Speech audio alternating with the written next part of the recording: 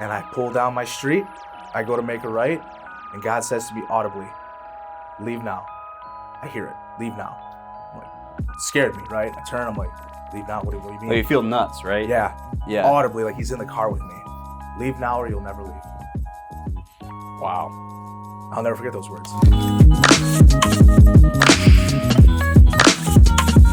Hey guys, this is Elijah with the Underpaid Producer Podcast. Today, I've got my very first guest, maybe. I don't know when I'm putting this out, but it's Mario Santos, good friend of mine. We both kind of recently got reconnected, and I wanted to kind of give Mario a platform or an opportunity to talk with some people in my audience that are creatives or business owners. And I like the goal of this podcast is to interview people like you and keep it really casual, make it just, I just want to know more about you Right on, man. and how you, one, use content for your business, and two, why you are an entrepreneur, what you do, all that good stuff. Like Elijah said, we met training jiu-jitsu together a few years ago. Very close friends with his father, Mike. Man, why am I here right now? Because we're going to do some really cool stuff together, content-wise. Yeah, we are. And I truly believe God has crossed our path the couple times that he has. At first friendship and then now business. And I think that's really led us here to this moment, sitting here, doing this. I'm excited for the future. I'm excited to take everything that you guys are doing here at PHOS, be a part of that, a small part of that, in creating content, taking the content strategy to the next level. I've been creating content for the last few years on my Instagram, my Facebook, just via my phone, things like that. Most people do. And being able to bring a more professional aspect to I'm in real estate, I'm a realtor, so bring more professional aspect to that level of content. And also I'm way more passionate, don't get me wrong, I'm very passionate about selling real estate. It takes care of my family, provides for us. I spent a decade in law enforcement, and that's in 2021 I left law enforcement after 10 years of service. And I originally left and I worked construction for 6 months. Oh, really? Yeah, my first. Well, so can just take a couple steps back. Yeah, I'm all over the place. Why did you leave? Oh man, this is like, so my dad was in law enforcement. You know that, and he left at about that 10-year mark too. And the reason he left was because of all these regulations and weird mandate stuff that was going on at the department he was at. He's like, I don't care anymore. Yeah. So he left because of that reason. Pretty public, but I'm curious why you ultimately made the decision to leave law enforcement. To make an extremely long story short, I would say first and foremost that I felt personally we could not do the job the way the job needed to be done anymore. Criminals, in so many ways, shapes, and forms, are given too much leeway. Yeah. And people talk about reforming our justice system. Sure, everything is imperfect, right? But you can't let criminals run scot-free, doing whatever, wherever, whenever they want, hurting people. I'm not talking about the guy, who steals some candy from the teenager who steals candy from the gas station. I'm talking about real bad guys who do bad things. Yeah, not the people going around smoking weed and nobody cares about that, cares, dude. Any real street cop doesn't care about that. They're not out to do that. The guys who are out doing the traffic detail stuff, like the old dudes who have no lives, like, dude. They are, nobody likes them. Those dudes who write speeding tickets, by all means, man. Is there a need for traffic enforcement? Absolutely. There is. Was I that guy? Absolutely not. Exactly. So it's one of those things, like, real street cops don't care about that stuff. There's a certain, I believe, a calling in your life when you enter law enforcement.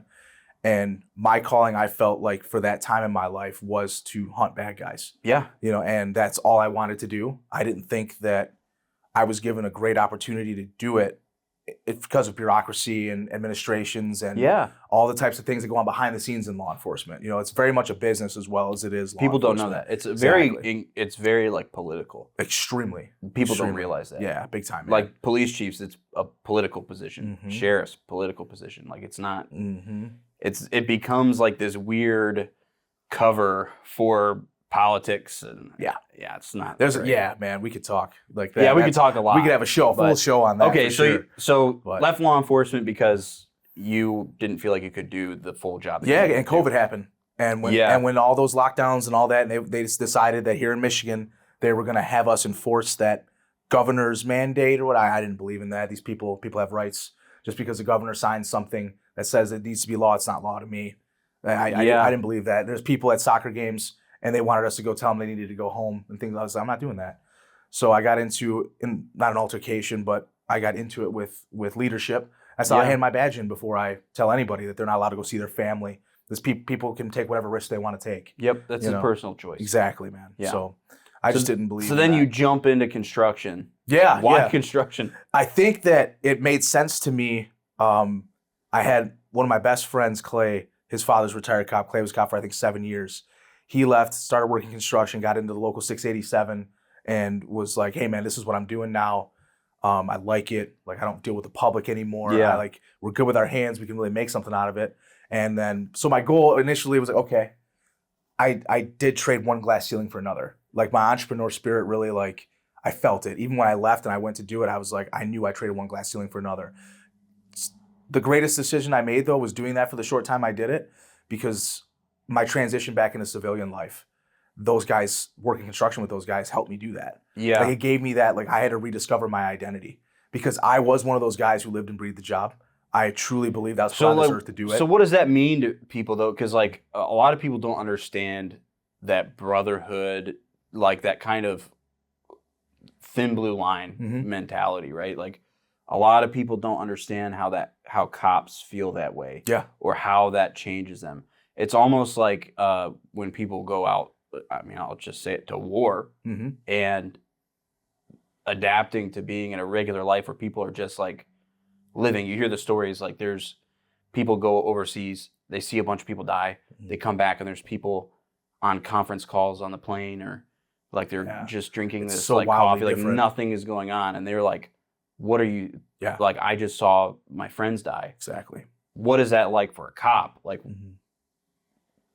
explain that to people, because I don't think people fully understand that unless they've been in it. For sure. Yeah, I think every cop knows what it's like to be a civilian, but not every civilian knows what it's like to be a cop. Yeah. Same thing for a guy going off. Like I never went to war. I wasn't in the military. I served in law enforcement. I think there's some very, very big similarities. I have a lot of friends who are veterans. Some of them were cops, some aren't. Yeah. But you understand the way each other operates because there is a brotherhood, because you want to risk life and limb for that guy next to you. And there is a level of, I know that, like, hindsight's 20/20. I may not have really thought about it this way when I was a younger police officer, but now looking back on it, being separated from the job for now 4 years and being an entrepreneur and a civilian now, I look back on it and like every time you put that uniform on, you put that badge on, there is a chance that you don't come home that day. And there's I learned at a younger age in my career that I was okay with that. Yeah. If I went out on the job, I knew that there'd be some sort of legacy. I just pray like, Lord, let me go out for my brothers and let me go out in a pile of brass, right? As cliche as it sounds. If my day is called, let me fight till my last breath, and then if I am to go, I am to go. You know. Yep. And you live life 100 miles an hour, you know, and like you don't think about the future. At least I didn't. You know, alcohol, adrenaline, and women. You know, and that plays a large role all throughout my 20s and all the mistakes that I made. But yeah, I mean, like to back to the brotherhood, to the camaraderie of it. You go out there and you see these horrible things together over and over again, and then you just go get a beer after and kind of shake it off. And then you go to your buddy's house, and maybe I didn't have a wife or kids at the time, so I'd hang out with friends who were married and had children, and you see them be a dad, and and you see like, man, like how do you shut that off? It's not easy. Some guys did a great job of that, you know. Yeah. And but yeah, it's very unique. I think guys that are in the military and guys that are in law enforcement, they understand that on a deeper level because you see behind the curtains of what one man can do to another. Yeah, you see like the gross inner workings of like people and sin. Like it's just like you're not. Yes. A lot of people don't understand. Like cops aren't just going on like courtesy calls all the time. Like no, man, it doesn't matter where you work. Like you could work in the most quiet suburb. You could be in Mayberry, and sooner or later you're going to encounter something that is going to change your mind. Dude. I mean, like even just a story leave you like with, just kids and all that stuff. Like people don't think about that. You know. So yeah, it changes you. Okay, so you leave law enforcement, start construction for 6 months. Yep. What changed? The glass ceiling, I could feel it. I think it was kind of tugging at me each day. And as my wife told me later, she was like, you weren't fulfilled. I could see it. It just wasn't what you thought it was going to be. And you missed living for like serving in some way. Yeah. I was just, don't get me wrong, man. No knock against the trades. Those guys do amazing work, and I love those guys. I had a blast working with them. It just wasn't the right fit for me. Yeah. Hey, man, my business partner is. He's in the trades. Exactly. Like, that's his work. It's like those guys are phenomenal, and we wouldn't have what we have. We wouldn't be sitting in a building like this if those guys didn't do it. And like, I'm good with my hands. I was blessed with an opportunity to either stay or go. Hey, if you enjoyed the content that you listened to in that clip of this full episode, be sure to go in the description below and check out the PHOS Network where you can watch the full thing. If you don't want to pay for the full access, it's all on audio for free. Anywhere you listen to your podcast, just go check it out there if you want. But I really urge you guys to go check out the PHOS Network and what we have to offer over there. It's got a bunch of exclusive content, and it's also got learning modules and courses to help you build your business through content. So check it out, and thanks for watching, guys.